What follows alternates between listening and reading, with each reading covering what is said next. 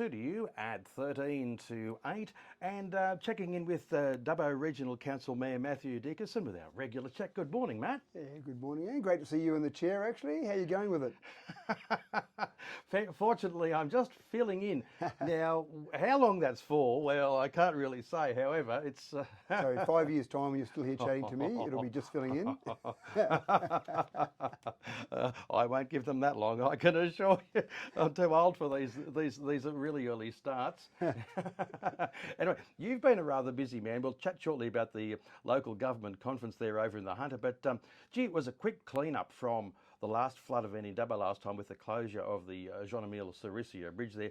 Saxa Road, though, there's still a temporary road closure there, isn't there? Yeah, so a couple of things there. First of all, I want to really say thank you to our staff, the SES, the police, the Rural Fire Service. They've all done a fantastic job in, as you said, that last flood event on Sunday when, unfortunately, Saricia Bridge had to be closed. It's the second time in 2 weeks they've had to close that. Now, I go back to 2010, a major flood event, and the river was a bit higher back in 2010. It went over 9 metres in 2010. These last couple of flood events have been 8.6 and 8.3 metres. But in 2010, that was closed for 2 weeks. So the traffic bedlam, the chaos that was after that, just because of the queues going across the LH Ford Bridge, were incredible. Now, the queues from the last twice that has happened in the last 2 weeks have been long, and at one stage there were queues out to the airport to get across the LH Ford Bridge. But what was really good is that we managed to, once the water went down far enough, clean up that bridge, get it up and going, and a lot of different agencies were working really hard together to make that happen. So well done to all those staff. And again, on a Sunday, you've got better things to do than be down there trying to clean up a bridge, shutting down roads, opening up roads, all the rest of it. And even Blythe Street was open by Tuesday, so that was fantastic as well. Just for, the way the city's been designed has been pretty good in terms of along Macquarie Street, you've got the shops there. They can usually keep trading during that, but sometimes there are deliveries around the back. And I talked to one particular shopkeeper down there that's got a lot of storage down low, but there was enough warning that he could make sure he had everything up high enough, and then it just might delay a couple of deliveries there. But in general, things ticked away reasonably well. But I must admit, I was pretty impressed that a few weeks ago, I have talked about it before, the Governor-General rang just to check in, how are things going. So both David Hurley and his wife Linda rang, probably had a half-hour conversation just about Dubbo, how we're surviving through that flood event, and just really inquiring about our residents. And even in just the last week, I've had Krista McBain, who essentially is the local government minister, the federal local government minister. She rang me the other day just again to check in to see how things are going. And then the same with the Premier, Dom Perrottet.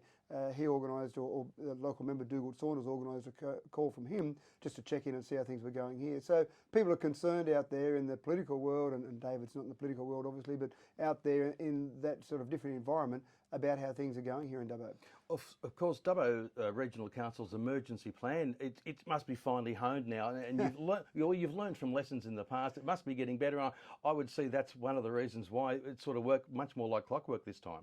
Sadly, what you say is correct. That the emergency plan has been honed. We don't really want it to be fine-tuned or honed, but that's obviously something you always find different things. And even though you might think, well, surely you've got everything in place ready to go, it just does seem to be a little bit different each time, and our staff learn from that. And again, that's one of the great things about humans. We should keep learning from what happens in the past.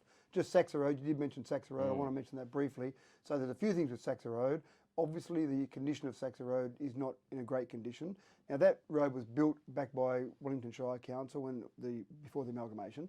And to be fair to Wellington Shire Council, it was not built for the level of trucks that we have on that road, both the weight and the volume of trucks that are on there at the moment. And so that surface is really failing along there. So we've actually got a 4.5 tonne limit that went through council last night, a 4.5 tonne limit on that. And that's not so much a tonnage limit to say that we've checked the integrity and the structure of that road and it can only handle 4.5 tonnes.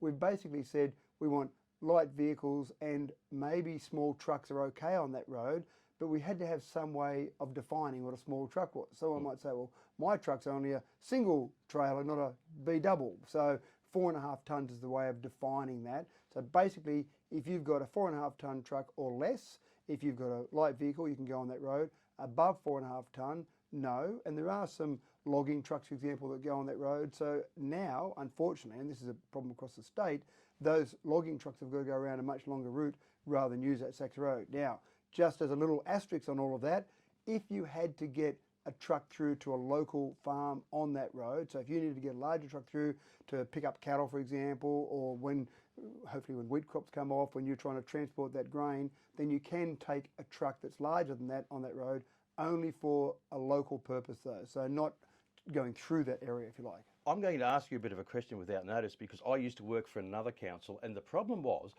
a lot of these smaller roads, these dirt roads, they were put in back, as goat tracks back in, early last century and stuff like that, right? They were never designed for the larger vehicles we have now, even with large, stock trucks and stuff like that. Councils must really be between a rock and a hard place with these, because they've inherited these things. It'd cost an absolute fortune to fix them up. But as you say, there's local traffic that they've got to do these things. They've got to move stock off properties. They've got to take supplies to properties. You've got harvest coming up. What do you? Is there a big plan for any of these things, like state government, a broader picture for these? Because councils are stuck between a hard place repairing these things all the time, because people are using equipment on them they were never designed for. Well, there might be a little bit of a light at the end of the tunnel there, Anne, because the renewable energy zone that we've got, we're in that renewable energy zone. Obviously, a lot of activity down around Badengra, down around the Wellington area, and a lot more activity coming. We've already got lots of applications that we've seen coming through the system. One of the things with a renewable energy zone, when you need all of those wind turbines, those solar panels to be transported to an area, one of the conditions often in those applications is that the roads must be to a standard that all those trucks can go on. So as we go forward through this process, some of those roads that are being used for that transport, obviously from our perspective, from council, we'll be suggesting certain roads that need to be upgraded, and those proponents of those processes, those solar farms, wind farms, batteries, etc., they'll need to be doing those upgrades, and they'll need to be doing them to a standard that their trucks can go on, which will be fantastic because they have fairly large trucks. I'm not sure if you've ever seen a truck that a wind turbine blade goes on, but it's a large truck because a wind turbine is very large, surprisingly. So that might be a bit of silver lining out of the renewable energy zone of things that we can benefit from that. Now, that's still not today. That's still happening over the future. So that's a bit of a problem. And again, we estimated before these latest rain events that we've got about a $40 million backlog on our roads. If we were to bring all our roads up to an acceptable standard today, write out a cheque for $40 million, we think we'd get our roads to an acceptable standard. Keep in mind that in our budget this year, we're spending $28 million on our roads. So it's not as if we're sitting around twiddling our thumbs waiting for someone to hand over $40 million. We're spending significant amounts of money, like $28 million doesn't just fall out of a tree when you shake it. So we're spending significant amounts of money already, but we need significant plus more to spend on the roads. So it's a problem. And of course, you've got to be able to get to the roads in between weather events as well. That's another thing too, which I think must be hard on councils. Matt, you were at the local government conference over in the Hunter region earlier. It was last weekend, I believe, wasn't it? Yeah, Sunday we went across. So there were 4 councillors there. So we had councillors Matt Wright, Jess Goff, Shibli Chowdhury and myself. Had one of our directors there. Unfortunately, our CEO was in another training course, so he couldn't make it. But we drove across Sunday. The conference started on Sunday afternoon or around lunchtime. And then Monday, Tuesday, we were there, and then came back home Tuesday night. And so that was a really good experience. One of the things that happens at local government conferences, you debate a variety of motions, ideas that you want to take forward to the local government, from local government to the state government and sometimes federal government. There were 144 motions that were set there, and then some late motions came in after. But we debated all those motions, but so many of those, and if I had to pick a number, I'd say probably the first 30 of those were around roads, funding, different funding streams, how can we get more funding? So what we're seeing here in Dubbo is the same across the state. And that was one really good thing, I think a really positive thing from that conference.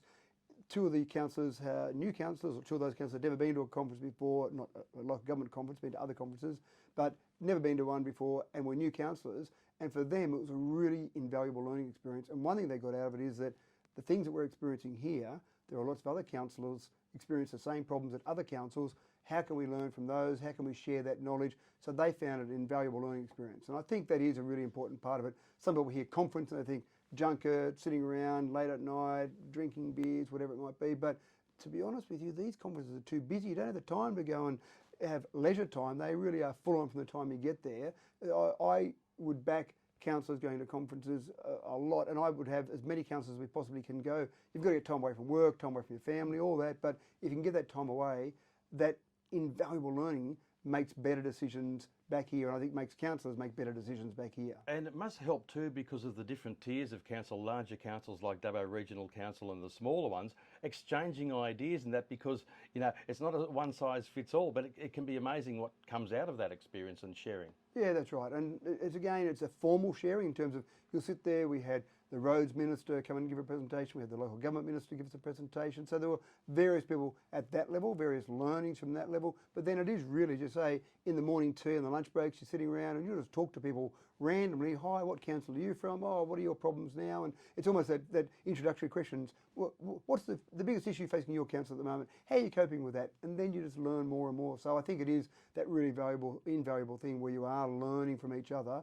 and sharing that knowledge. With about 30 seconds to go, what do you reckon the biggest issue was that was discussed? Oh, no doubt about it. Roads, and how we fix them. Everyone wanted to talk about that. So you give me an easy one there, and it's a no-brainer, that one. Do you know Brett Murray and I did a Bushy's calculation on the number of estimated potholes versus the funding for this? We worked out they've allocated $119 a pothole, and poor Milton Quigley, the Mayor of Warren, said that wouldn't touch the side, basically. Yeah, no, that's right. The $50 million they announced at the conference was well met, but obviously that's across 95 councils. We'd love $50 million just for us. That'd be great, wouldn't it? Matt Dickerson, Mayor of Dubbo Region Council, thank you very much for your time once again here on 2 to You Breakfast. It's coming up to 2 minutes to 8.